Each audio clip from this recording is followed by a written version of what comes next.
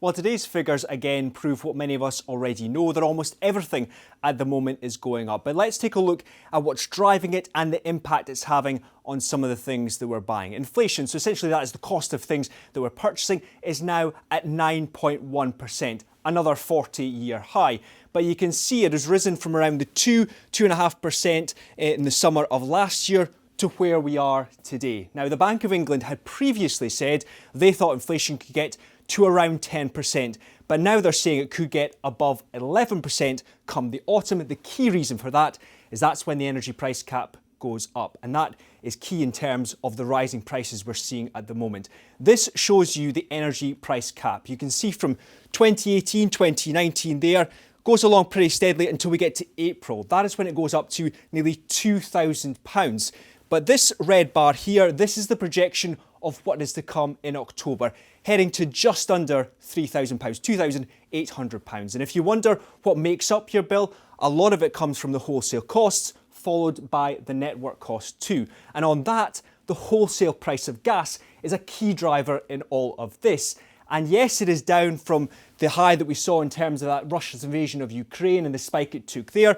But look where we are, we're still a lot higher from where we were even a year ago. And because it helps in the production of fertilisers, fuels for example, then it's pushing up almost everything at the moment, including farming costs, by around 30%.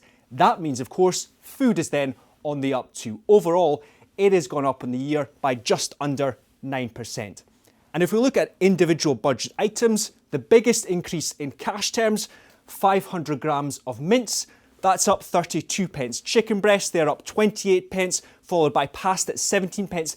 It has seen the largest percentage increase. Some items though, they have come down. Potatoes down 12 pence, cheese down 7 pence. Now, petrol and diesel prices have reached record highs in the past month too, impacted by the rising oil prices, and the exchange rate between the pound and the dollar is hitting this.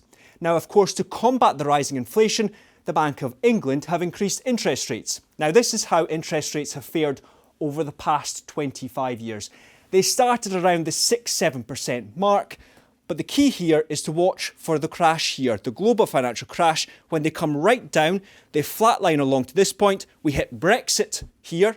Then we've got COVID at historically low levels of 0.10%, and we're coming back up to where we are now. So you can see, although we're on the way back up, historically, we are still at very low levels.